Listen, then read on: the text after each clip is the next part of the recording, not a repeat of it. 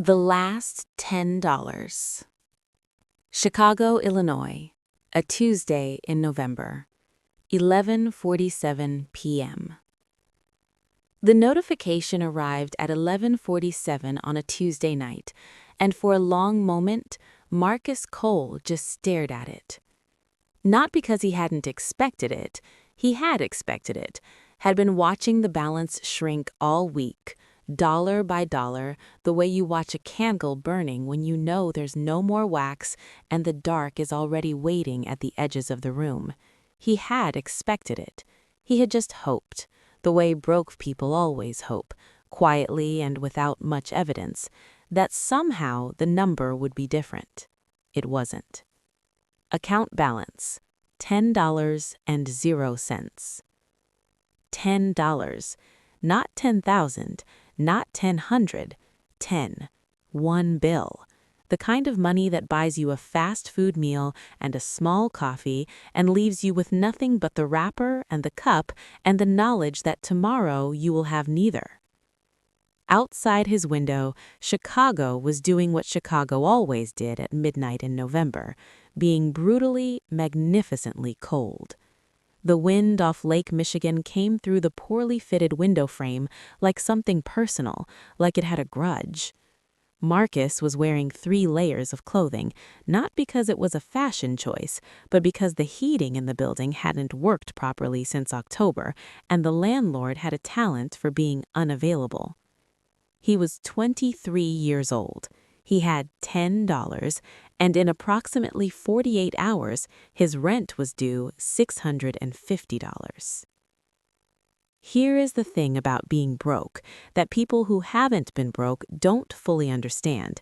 It isn't just about the money, it's about the weight of it, the way it occupies every single thought, every decision, every calculation, the way you look at a menu and immediately scan to the right side of the page, the numbers, before you even read what the food is. The way you walk past a cafe and smell the coffee and don't go in, not because you don't want to, but because you've done the mathematics and the mathematics said no 3 days ago and the mathematics has not changed. That Tuesday night, Marcus Cole sat on the edge of his mattress. The frame had broken in August and he hadn't replaced it, so the mattress was on the floor. And he held his phone in both hands and looked at that number and tried to figure out what a person was supposed to do with $10 and 48 hours and a rent payment of $650 that was not going to become less than $650 no matter how long he looked at the phone. He didn't know it yet. He couldn't know it yet. But that $10 was not the end of anything. It was, in ways he couldn't begin to understand in that moment, the beginning of everything. Marcus Jerome Cole was not the kind of person who had grown up expecting to be here. He had grown up expecting, if expectation is the right word, for the quiet, persistent hope of a boy watching his mother work 2 jobs and still come home smiling, to make something, to be something, to eventually stand in some room somewhere and know, with the certainty that comes from having found it, that he had done what he said he would do. He had grown up in Englewood, Chicago, one of Chicago's South Side neighborhoods, in a 2-bedroom apartment on the 3rd floor of a building that the city had been threatening to renovate since before Marcus was born. His mother, Diane Cole, had raised him and his younger sister Keisha largely alone. Marcus's father had left when Marcus was 4, which is old enough to remember and young enough to not fully understand, which is the worst possible combination. Diane worked as a nursing aide during the day and cleaned office buildings 3 nights a week. She was the hardest working person Marcus had ever known, and she was also the most cheerful, which was either a miracle or an act of will so sustained it had become indistinguishable from one. She had told Marcus 2 things so consistently from the age he could understand them to the age he left for college that they had become the walls of his internal architecture. The first was, the people who make it aren't the ones who never fall. They're the ones who fall and get up one more time than they go down. The second was, Your mind is the only thing in this world that belongs entirely to you. Grow it like a garden. No one can take a garden. He had been a good student, not spectacular, but good, and getting better, the kind of student whose performance climbed year on year because he was paying attention and the attention was compounding. He had a gift for seeing patterns in numbers, in arguments, in the way businesses worked and failed. In school, in the years when he should have been thinking about girls and basketball and what to do on Friday nights, he was reading about entrepreneurs, not the celebrity kind, not the Steve Jobs mythology, the real kind, the people who had built something from less than nothing with nothing but the idea and the relentlessness. He got a partial scholarship to DePaul University and covered the rest with loans and work-study hours in the campus library, shelving books at 6 a.m. before his 8 o'clock classes. He majored in business administration because it seemed the most direct route to the thing he wanted, which was not wealth exactly, but agency, the ability to make decisions about his own life without those decisions being constrained by the decisions of people who did not know or care about him. He graduated at 22 with a degree, $34,000 in student loans, and a plan. The plan had not survived contact with reality. The 12 months before the $10. The plan, in its original form, was straightforward. Get a job in marketing or business development, spend 2 years learning how a real company operated from the inside, save money, and then launch the thing he had been designing in the margins of his notebooks since sophomore year. A mobile platform connecting skilled tradespeople, plumbers, electricians, carpenters, painters, with homeowners in underserved urban neighborhoods. Not a national app with venture capital ambitions, just a tool for his own community, a way to keep money circulating in the neighborhood instead of always flowing out of it. He had even named it Groundwork. The first part of the plan went fine. He got a job in a mid-sized digital marketing firm downtown, junior account coordinator, $38,000 a year. Not enough to live on comfortably in Chicago, but enough to live on, and enough to start saving if he was disciplined. He was disciplined. He ate at home. He didn't have a car, the train and the bus. He didn't have streaming subscriptions. He packed his lunch every day in a Ziploc bag and ate at his desk and spent his lunch hour reading about product development and market research and how to build a mobile application without a computer science degree. For 6 months, it was working. Then the firm lost a major client, a pharmaceutical account that had represented a third of their billings, and began a round of layoffs. Marcus was junior, which meant he was first. He was called into HR on a Thursday afternoon and handed a folder and told the company was grateful for his contributions, and he walked out into the cold Chicago afternoon with the folder under his arm and sat in Millennium Park for 45 minutes watching the pigeons and doing the mathematics in his head. He had 3 months of savings. If he was careful, he had 3 months. He was careful.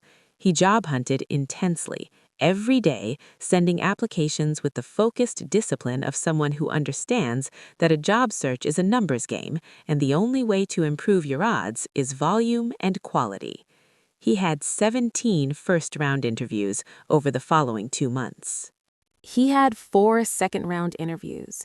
He had 1 offer, a contract position, 3 months, no benefits, $16 an hour, which he took because 3 months of savings does not last 3 months when you also have rent and loans and a little sister who needs school supplies and a mother whose car needs a repair she can't afford.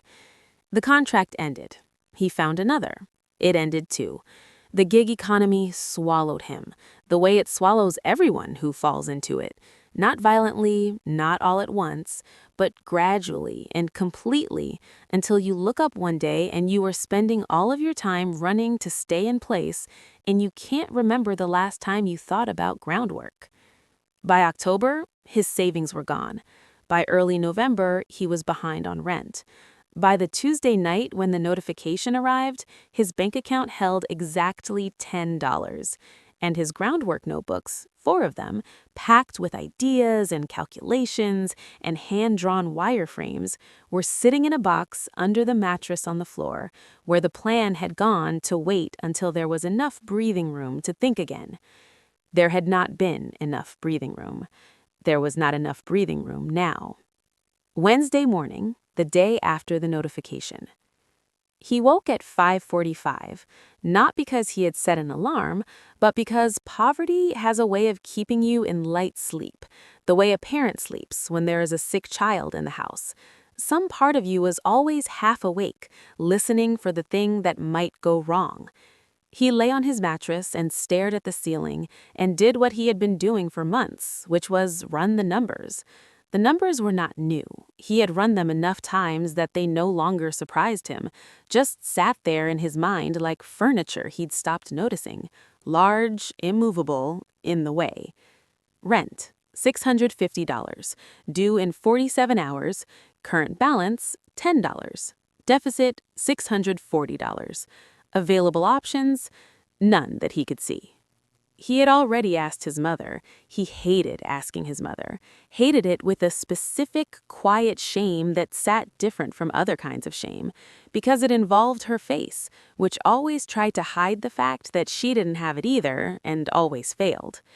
She had given him $80 3 weeks ago, money she had almost certainly taken from somewhere else, from the rotation of deferred bills and postponed necessities that was the actual financial strategy of people living on her income.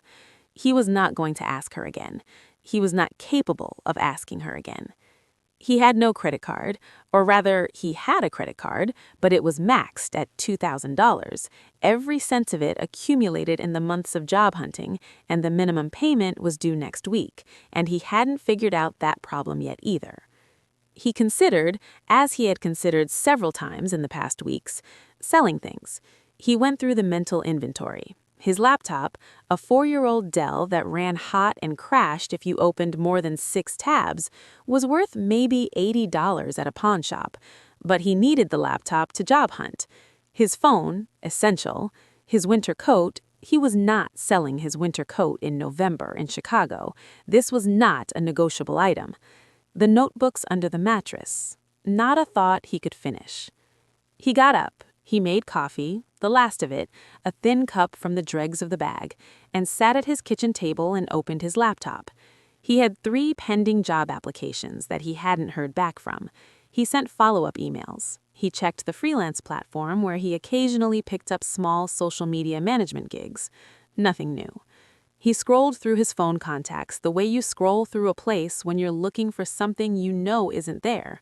Friends who were in the same situation as him, young, underpaid, Chicago, November. A college friend in Minneapolis who might help, but had his own situation. His cousin Darnell, who was doing better, but from whom Marcus had already borrowed $200 in the spring and not yet repaid. And the borrowing of more would shift the nature of that relationship in a way Marcus wasn't prepared to let happen. At 9 o'clock, he put on his coat and walked to the corner store with his $10. He bought a bottle of water, a bag of rice, and a can of black beans. He got back $3.17 in change. He stood on the sidewalk outside the store in the gray November morning and held those 3 coins and 1 small bill and felt the specific quality of stillness that arrives when a person has run out of moves and knows it. Not panic, not despair, something quieter than both, the flat, cold recognition of a wall.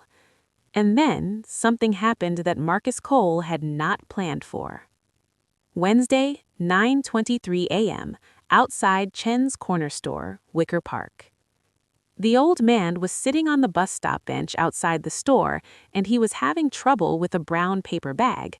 The bag had torn at the bottom, not completely, but enough that the weight of whatever was inside was creating a crisis at the seam, and the man, who was perhaps 70 or 75, was trying to hold the bag together from below while also managing a cane and not dropping his hat. Marcus almost walked past. He was in the specific locked inward state of someone with a problem that fills the entire available mental space, and the world beyond the problem had gone a little grainy and unreal. But the old man made a sound, not quite a word, just the sound of something being heavier than expected, and Marcus stopped. He crossed the sidewalk and took the bottom of the bag. "Marcus, I've got it. Where are you headed?"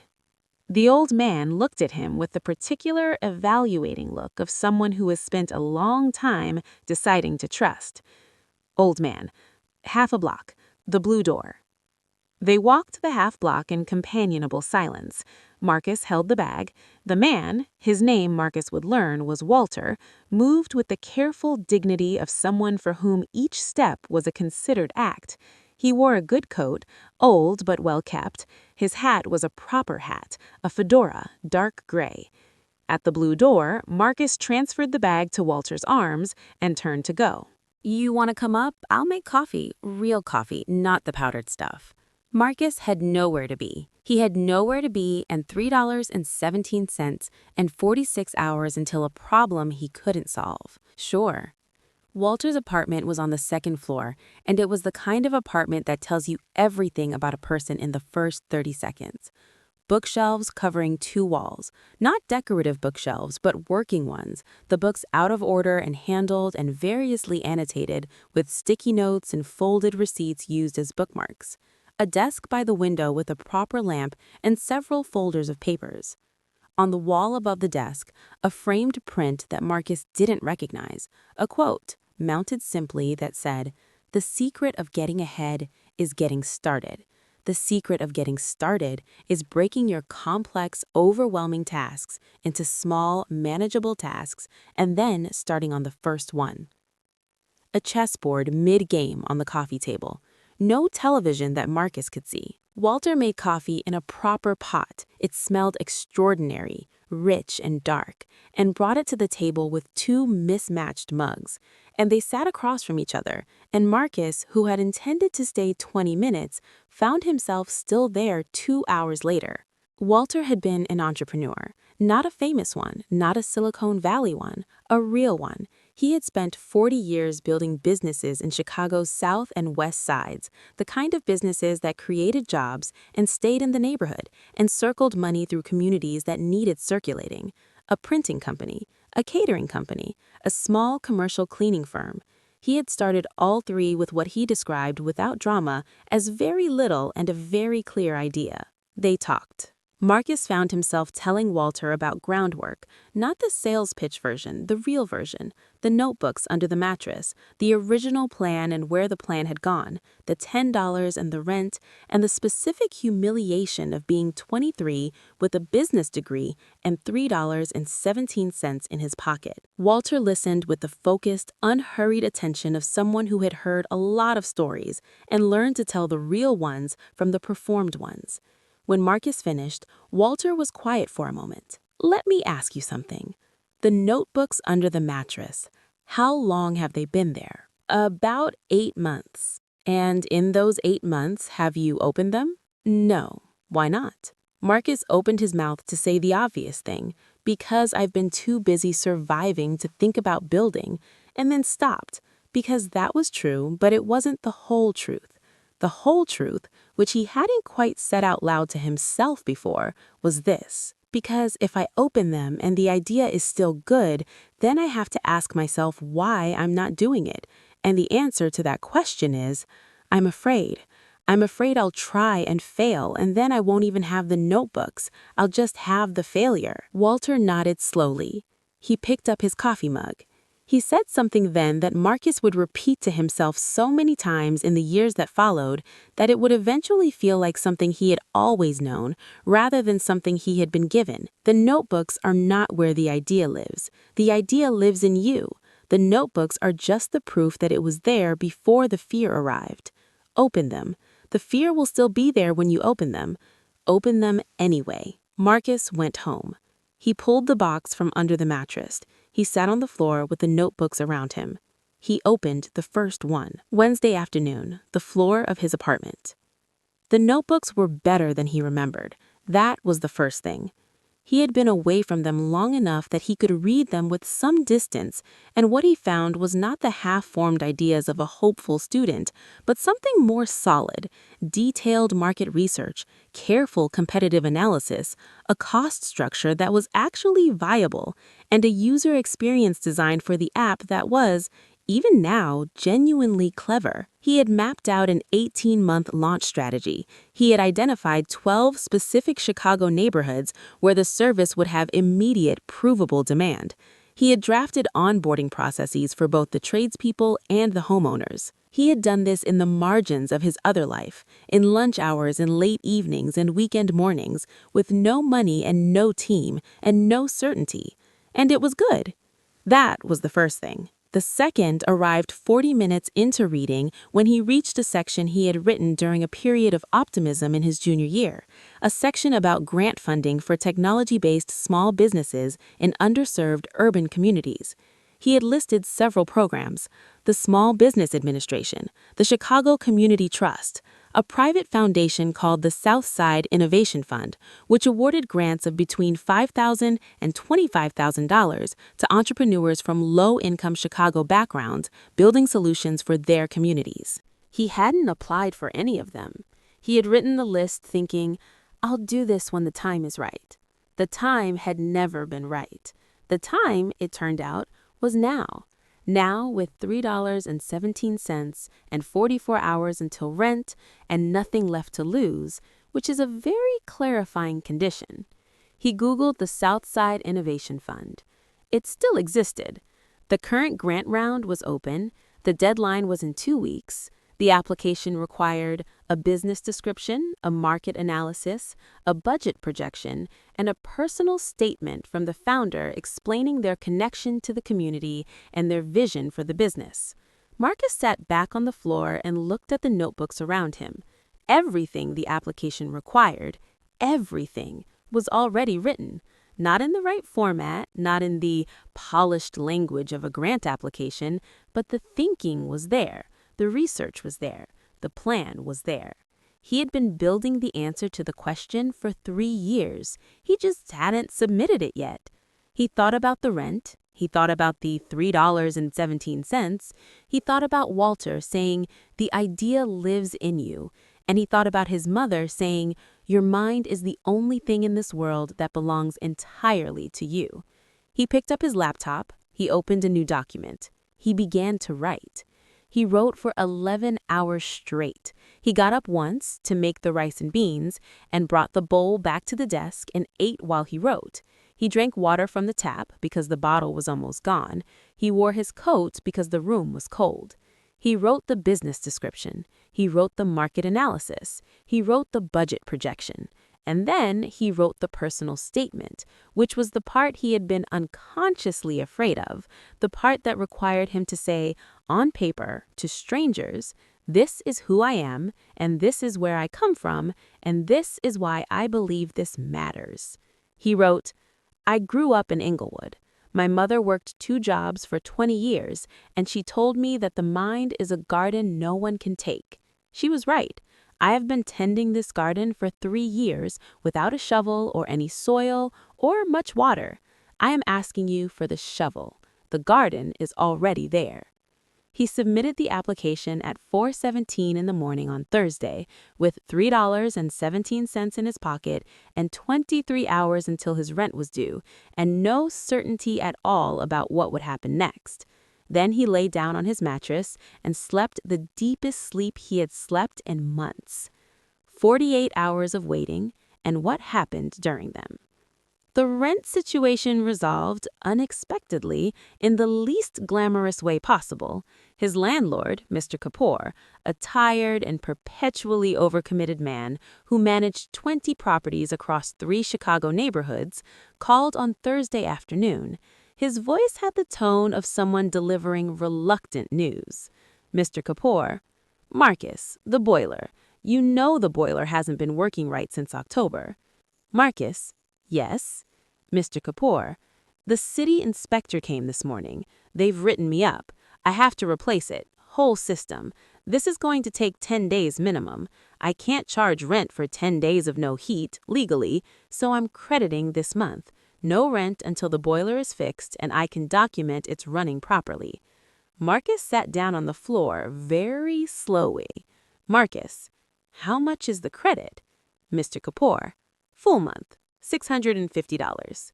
He thanked Mr. Kapoor, he hung up, he sat on his floor in his 3 layers of clothing in his cold apartment with his $3.17, and he laughed. Not the hysterical kind, not the desperate kind, but the clean, releasing laughter of someone who had been holding their breath for so long that the simple act of breathing feels extraordinary. He had 1 month. 1 month of breathing room, built out of a broken boiler and a city inspector with a clipboard. He did not believe in coincidences exactly. He believed, as his mother had taught him, in the way that preparation and opportunity collided when you kept yourself ready. But he also understood that sometimes the universe contributed a broken boiler at exactly the right moment, and the correct response was not to question it, but to use the time. He used the time. For the next 11 days, Marcus Cole worked on groundwork with an intensity he had never managed before, because before, he had always been doing it alongside the other thing, the job hunting, the surviving, and now, for 11 days, it was the only thing. He refined the application, he built a prototype of the app interface using a free design tool, walking YouTube tutorials at 2 a.m., he reached out to 12 tradespeople in his network, people he knew from the neighborhood, his mother's contacts, a couple from his church, and had real conversations about whether they would use a platform like this. All 12 said yes without hesitation. Several told him they'd been waiting for something like this for years. 3 weeks after he submitted the application to the Southside Innovation Fund, the phone rang. It was a 312 area code, Chicago.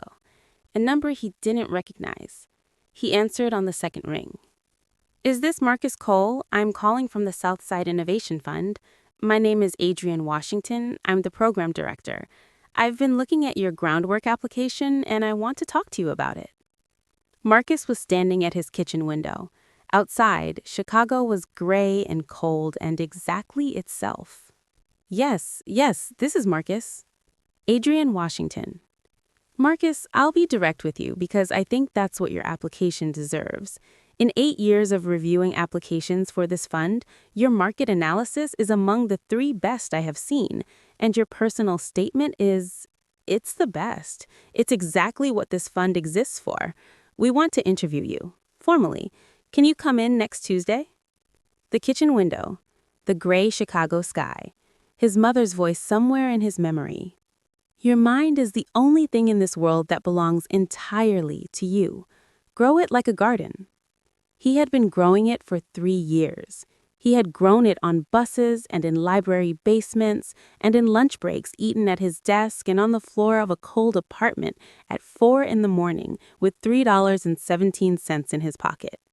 He had grown it while the rest of his life was falling apart, and he had almost let the fear persuade him that it wasn't growing, that it was just a box of notebooks under a broken mattress. Yes, Tuesday is perfect. I'll be there. He hung up the phone. He stood at the window for a long time. Then he called his mother. She picked up on the first ring, the way she always did. "Marcus? What's wrong?" "Nothing's wrong, Mama. I just wanted to tell you I have an interview for the business, the real one." A pause. He could hear her sitting down at the kitchen table. He knew the sound of that chair by heart. "I knew it. I always knew it was going to be you, baby. I always knew." The Tuesday interview with Adrienne Washington lasted 2 hours and 40 minutes, which was 90 minutes longer than the scheduled slot. Adrienne brought in 2 colleagues, the fund's board chair and their technology advisor, after the first 30 minutes, which was either a very good sign or a very bad one. It turned out to be the very good one. They offered Marcus $18,000, the maximum individual grant in the program's history, plus 6 months of mentorship from a network of Chicago business leaders. The mentorship, it would turn out, was worth more than the grant. He launched groundwork 8 months later, in July. He onboarded 63 tradespeople in the first 2 weeks.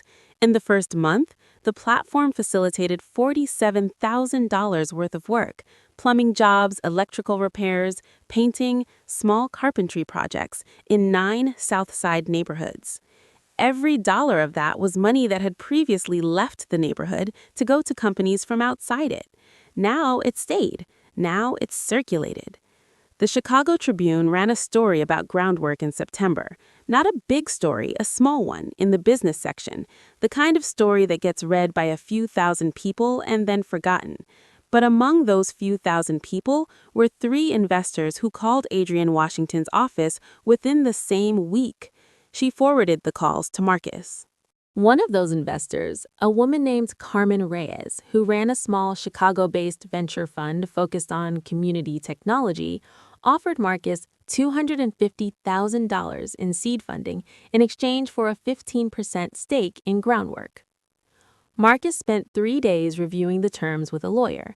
He paid for the lawyer consultation from the grant money because he had learned that the only thing more expensive than good advice is the absence of it, and accepted. With $250,000, he hired his first 2 employees. He brought on a full-time developer, a young woman named Priya Mehta, recently graduated from Illinois Tech, who took one look at his wireframes and asked why someone hadn't built this already. He brought on a community outreach coordinator, a former social worker named James Okafor, who knew every block of the South Side and was trusted on every one of them. The 3 of them worked out of the spare bedroom of Marcus's new apartment, a 1-bedroom this time, with a working heater, for 7 months. They built the app properly. They tested it, they fixed it, they tested it again. By the end of year 2, Groundwork had processed $2.1 million in transactions across 18 Chicago neighborhoods.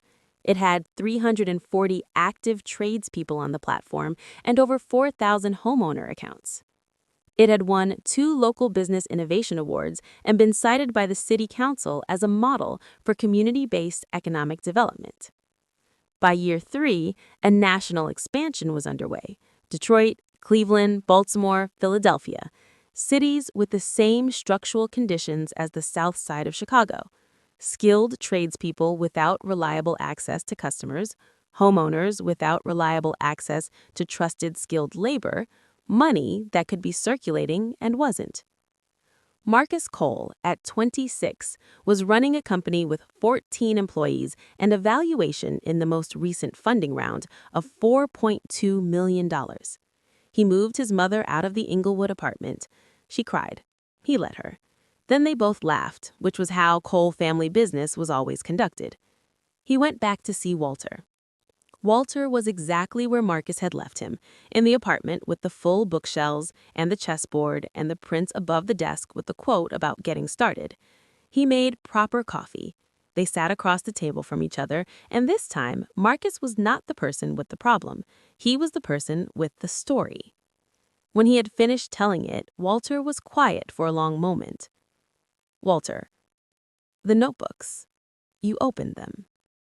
Marcus: I opened them.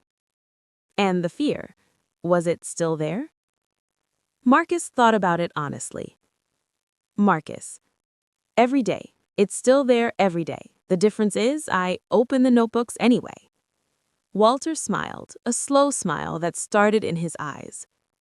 Walter: that's all it ever is. That's the whole secret. Open the notebooks anyway. Marcus speaks to groups sometimes, to students at DePaul, to community organizations on the South Side, to young entrepreneurs who are at the place he was at, which is the place of not yet.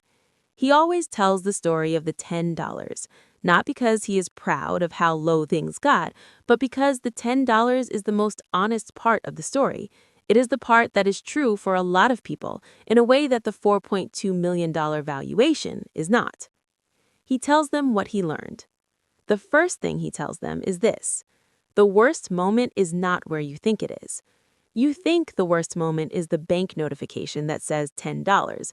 You think it is the floor of a cold apartment with $3.17 in your pocket and a broken mattress and a box of notebooks you haven't opened in 8 months. That feels like the bottom. But the actual worst moment was the 8 months before, the 8 months of keeping the box closed. The fear is the bottom, not the circumstance. The circumstance can be changed in a Tuesday afternoon conversation with a 70-year-old man who drinks real coffee. The fear stays until you decide to open the box anyway. The second thing he tells them is the preparation never disappears. The 4 notebooks did not stop being good while they were under the mattress. The 3 years of reading about entrepreneurship on lunch breaks did not become worthless when the job was cut. The education that Marcus hated paying for, the degree that seemed in the worst months like the world's most expensive piece of paper, was present in every line of the grant application that Adrienne Washington called one of the 3 best she had ever seen. Preparation is not wasted when the opportunity doesn't arrive immediately. It accumulates, it compounds, it waits for the door to open and walks straight through. The third thing he tells them is the one his mother gave him, which he has now given to more people than he can count. Your mind is the only thing in this world that belongs entirely to you. Grow it like a garden. No one can take a garden. He tells them about the broken boiler, the ridiculous, unglamorous fact that the breathing room that changed his life came from a city inspector's clipboard, and he tells them that this is not a story about luck, or rather it is, but luck is not the point. The point is what he did with the 11 days the broken boiler gave him. If he had not already been preparing for 3 years, 11 days would have been nothing. 11 days was enough because 3 years had already happened. The fourth thing he tells them is, help someone carry their groceries. This sounds small. He knows it sounds small, but he is serious about it. Not because helping Walter changed his life, although it did in ways that continue to unfold, but because the act of helping someone when you are at your lowest point is itself a kind of medicine. It is a way of interrupting the closed loop of your own desperation and remembering that you are a person in the world, not just a problem to be solved. And sometimes, when you interrupt that loop, a door appears that you would not have seen otherwise. The fifth thing, the last thing, always the last thing, is the thing he says most quietly. The $10 was not the problem. The $10 was the test. Not a test set by the universe with a grade and a rubric, not that kind of test. A test of the specific kind that only desperate circumstances offer. A test of whether you will open the notebooks when the fear says don't. Whether you will sit on the floor at midnight and write for 11 hours when everything around you says this is not the time. Whether you will submit the application with $3.17 in your pocket and no certainty of outcome and the very real possibility of rejection. The money was always going to come from somewhere. It always does, for the people who are ready when it arrives. The question the $10 was actually asking was not, how will you survive? The question was, will you begin? Marcus Cole began.